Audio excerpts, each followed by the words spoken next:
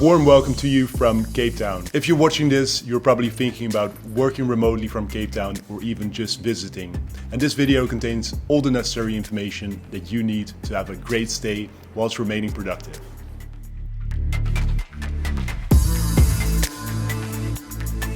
We'll speak about accommodation and the best areas to stay, where to work from to stay productive, how to enjoy the lifestyle that Cape Town has to offer, and of course practical aspects like money, safety, and getting outside of Cape Town to enjoy the rest of South Africa.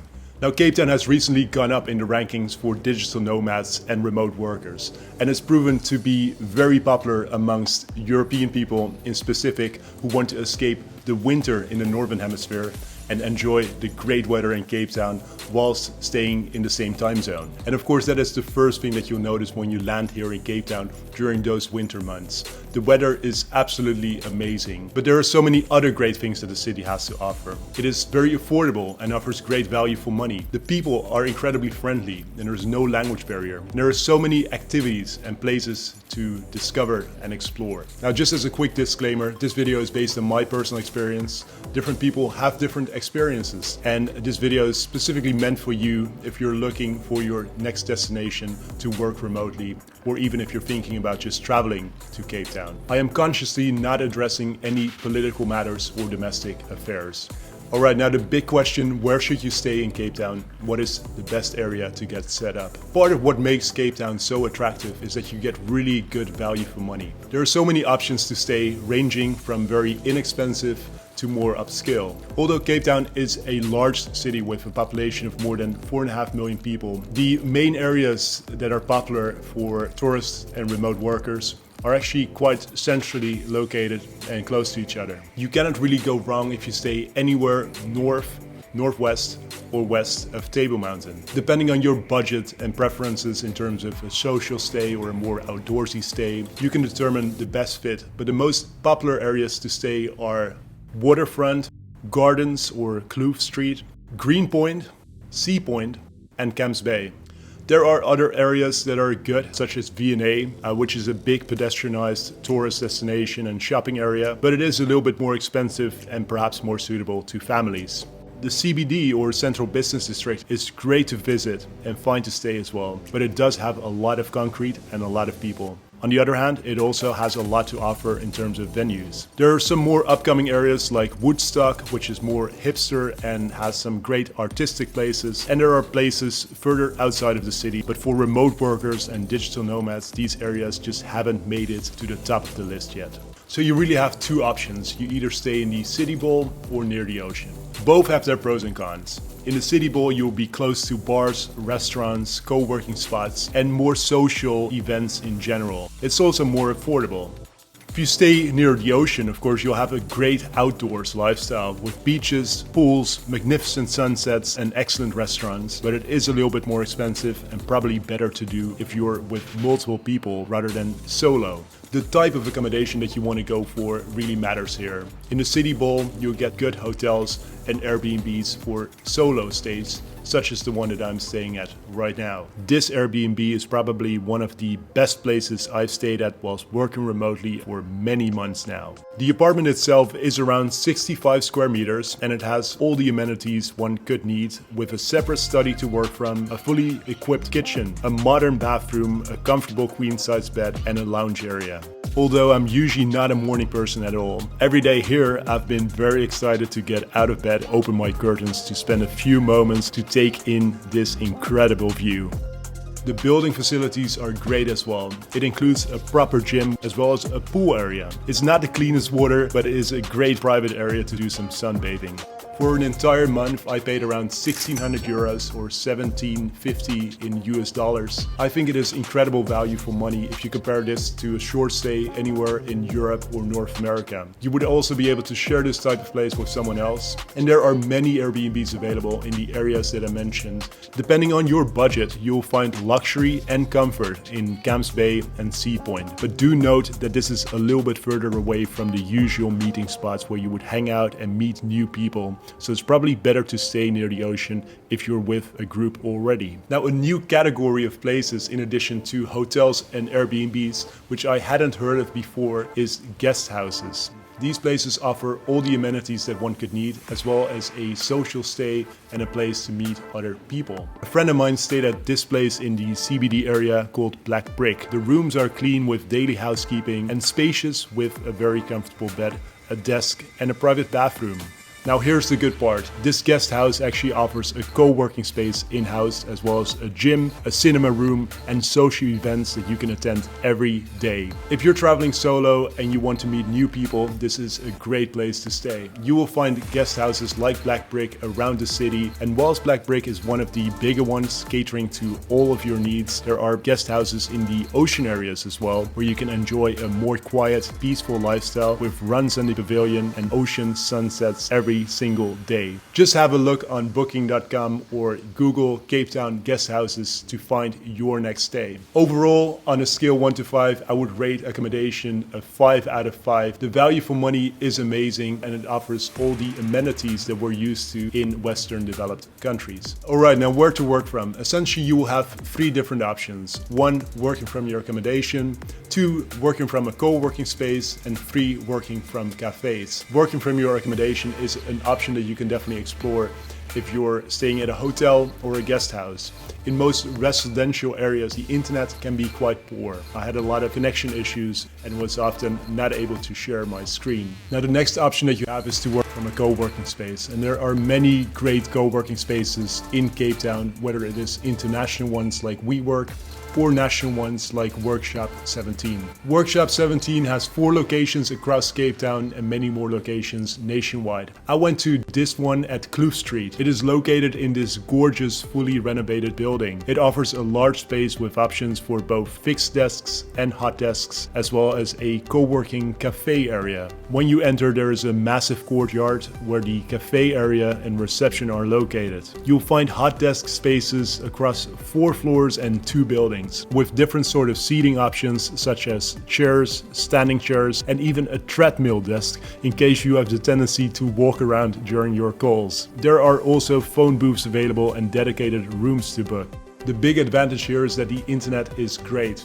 So check it out. The pricing for an unlimited monthly hot desk membership starts at around €160. You can go there anytime and ask the reception to show you around, and they also offer free trial days on Fridays. Now, working from a cafe is an option as well. There are many places to work from, but it is a bit different from a European city where you can just stroll around and go from coffee shop to coffee shop. That being said, there is a great variety of different coffee shops to go, and some of my favorites were Cafe Neo in Moole Point and Origin Coffee in the City Bowl area. I would rate working from Cape Town a 4 out of 5. There are so many good options and good co-working spaces, but the internet in general is a bit of an issue. You might want to get a phone booth before your Zoom call, or maybe book the co-working space on a day that you want to be productive.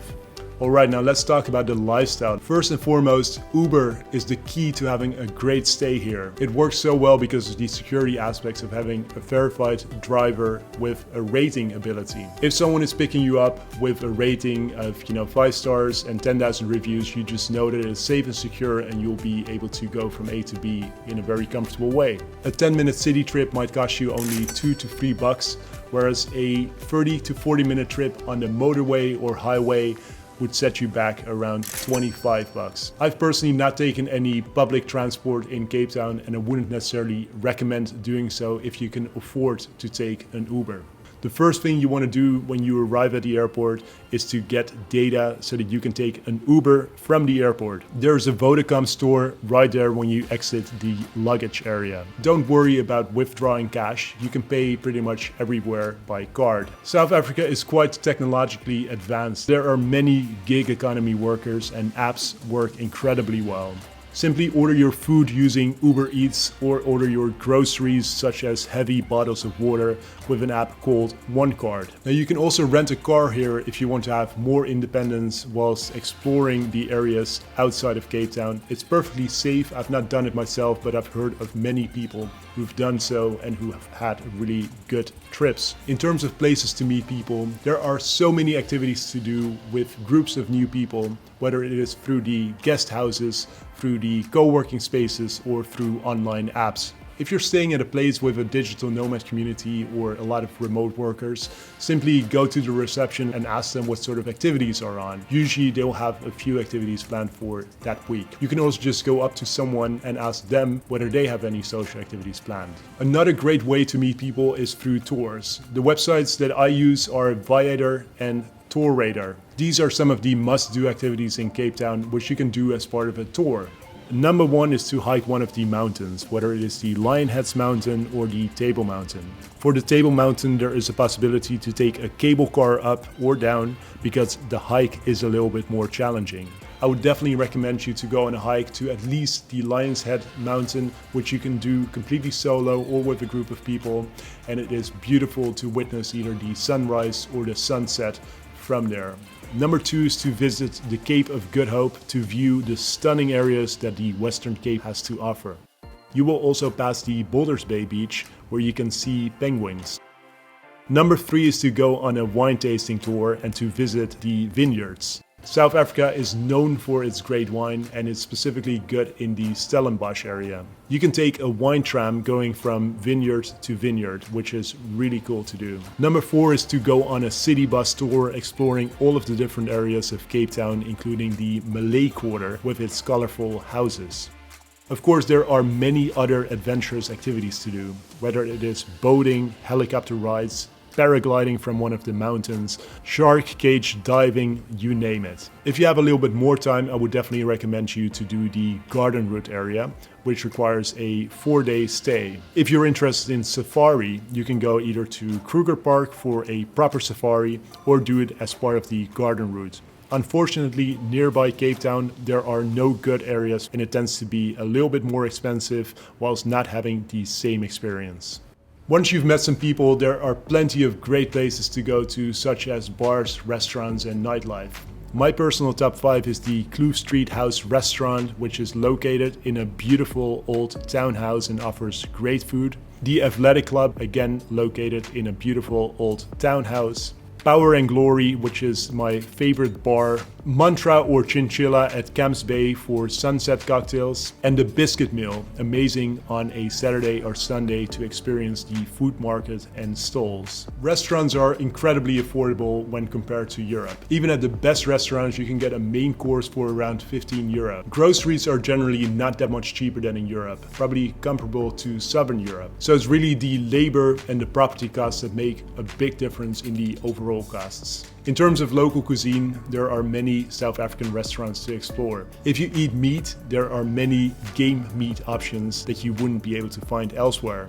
There are also some good veggie options, but South African cuisine tends to be very meat heavy. In terms of the nightlife, it really revolves around the bars and the more social clubs. These places generally close at 2 a.m. and there aren't really that many good options to go afterwards. There's one techno club called Modular open to 6 a.m. but I wouldn't necessarily recommend going there unless you're very desperate for a late night. In my opinion, it is much better to make use of the daytime activities. This is something that I actually saw local people do as well. Many local people tend to wake up early and get more out of their day and do less at night. On that note, local people have been very friendly and welcoming of foreigners visiting their country.